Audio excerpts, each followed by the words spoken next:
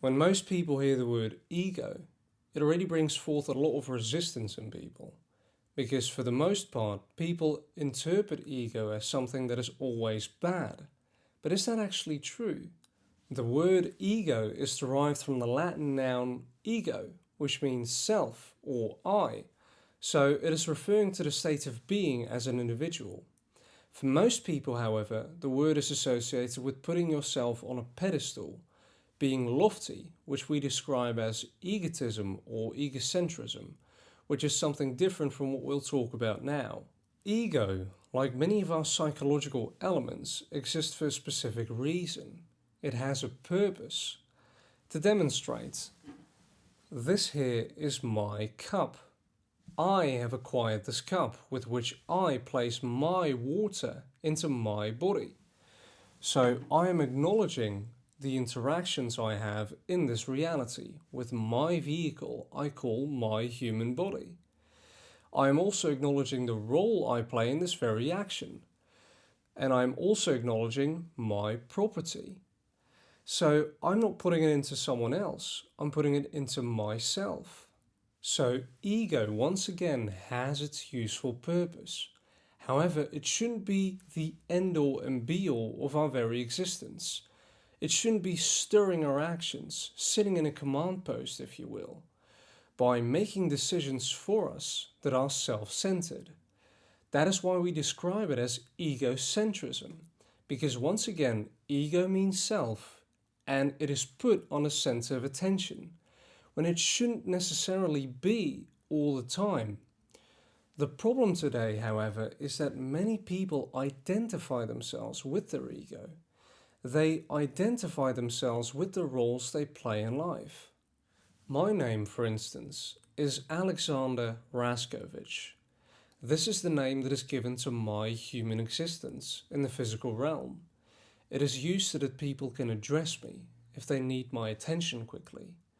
They address me with my name and not "hey you" or "oi mate." But most people identify themselves with their names and ascribe a particular view of themselves to this name. And more often than not, labels are subsequently being attached to this name also, like their profession, their quote-unquote race, their quote-unquote nationality, their financial bracket, their familial position, their sexuality, their favorite sports team, their favorite source of entertainment or indulgence, their likes and dislikes, and you can go on and on. People ascribe all of these labels to themselves because it gives them a sense of togetherness.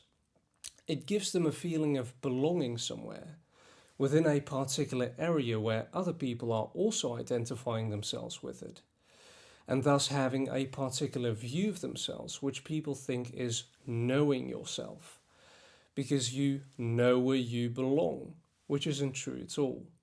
So all of these labels people give themselves could go like, I am a businessman or salesman, I am Caucasian or Hispanic, I am an Englishman or an American, I fit within the middle class or the working class.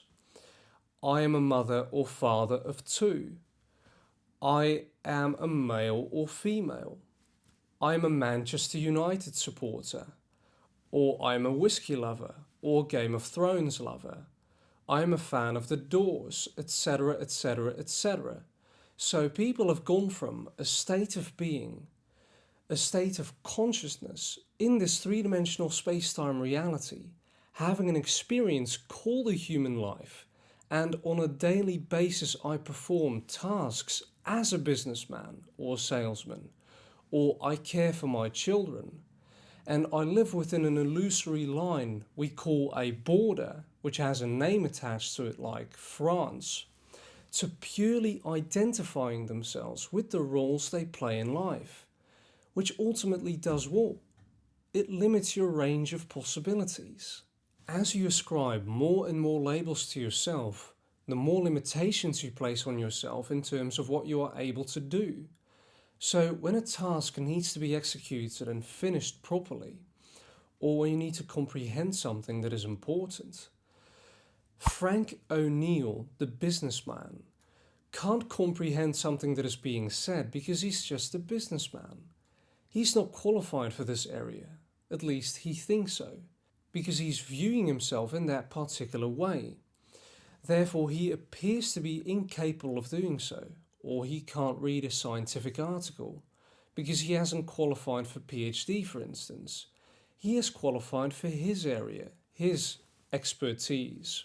So he cannot possibly do something simple like reading the method section of a scientific article, which is written in plain English, often colloquial English, to discern whether a particular statement that is ruining people's lives today is true or not.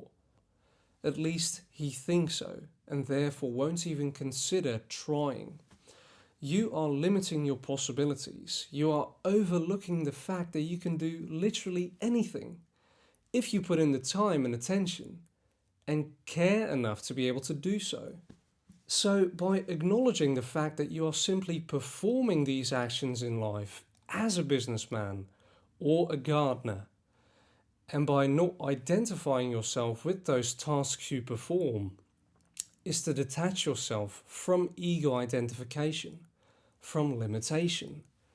And it paves the way for knowing whom you really are, the true I, your true self in this reality, which we'll talk more about in the future. So to reiterate, ego, once again, is not the issue. It is simply a tool we use to address our interactions with this reality.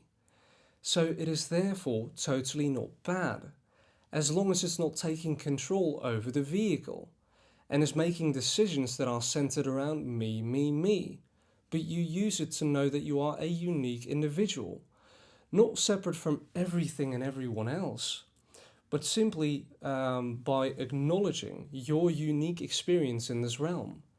You are you. You are special. You are capable. Love yourself for it. Just don't let it go here.